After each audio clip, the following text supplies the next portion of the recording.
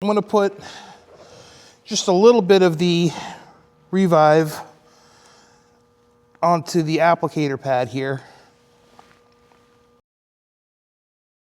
Now let's see how well we can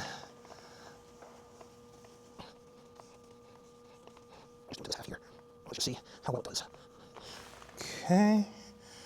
Flip my towel over to a nice clean side to buff.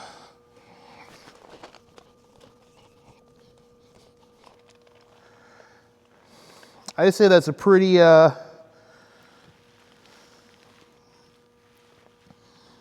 pretty clear result right there.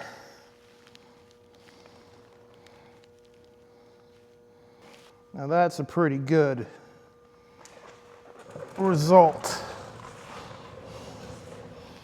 when you compare it to the other side.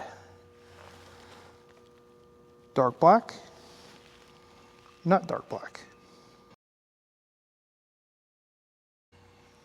And there we have it.